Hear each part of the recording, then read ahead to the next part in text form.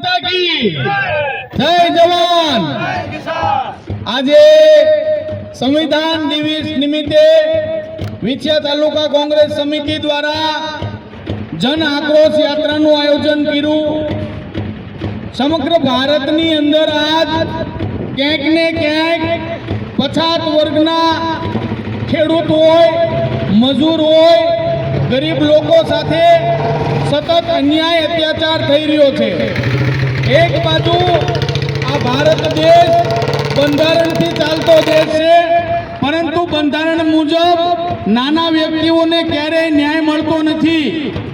આજ આખા ભારતની અંદર જે આપણા લોકતંત્રને લોકશાહીને બચાવવા માટે એસઆઈઆરની કામગીરી ચાલુ છે, તો તમામ લોકોને પહેલા તો હું બે હાથ જોડીને વિનંતી કરીશ કે ક્યાંક ને ક્યાંક વર્તમાન સરકાર દ્વારા તમારો મતનો અધિકાર પણ ન છીનવાઈ જાય, એટલા માટે તમામ લોકો જે મતદાન યાદીનો સુધારણા કાર્યક્રમ ચાલુ છે એમાં સ્વયંભૂ જોડાય અને તમારું નામ નોંધાવી લે।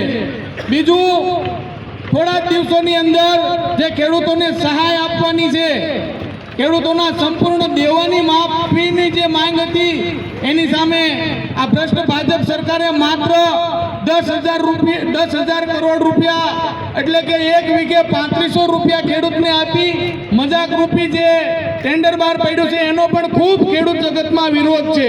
જ્યારે બિહારની ચૂંટણી ગઈ ત્યારે 30,000 કરોડના મત ખરીદવા પડે અને મત ખરીદવા માટે આ ભારત સરકાર પાસે પૈસા છે, પરંતુ ખેડૂતને કંઈક આપવાની વાત આવે, ખેડૂતના દેવા માફ કરવામાં આવે।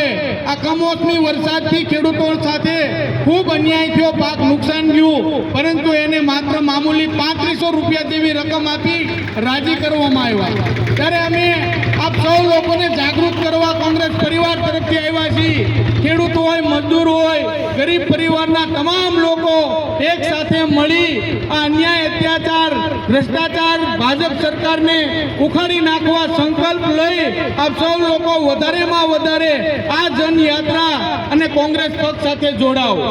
બીજું, આ દેશની પરિસ્થિતિ ખૂબ નબળી હોય, જેમ કે આજે ભારત દેશની અંદર દિન પ્રતિદિન શિક્ષણનો વેપાર થાય, પ્રાઇવેટ સ્કૂલો ખુલતી જાય, સરકારી સ્કૂલોને હજારો સ્કૂલોને તાળા માર્યા, એટલે ક્યાંક ને ક્યાંક ગરીબના છોકરા ભણે નહીં એવું વર્તમાન સરકારનું આયોજન છે। લાખો કરોડો રૂપિયા ખર્ચ કરીને આપણા છોકરા ભણીએ કે નહીં, પરંતુ સરકારી સ્કૂલને તાળા મારવાથી પછાત વર્ગના લોકોને મોટું નુકસાન જવાનું છે।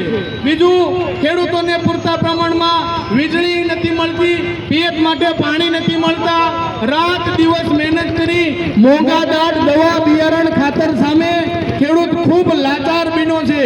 આજે ખેડૂતના દીકરા ખેતી કરવા તૈયાર નથી, ત્યારે આ ભારત સરકાર ખેડૂતની સરકાર નથી। આજે ભાજપ સરકાર માત્ર ને માત્ર ઉદ્યોગપતિના દેણા માફ કરશે, પણ ખેડૂતના દેણા નહીં માફ કરે।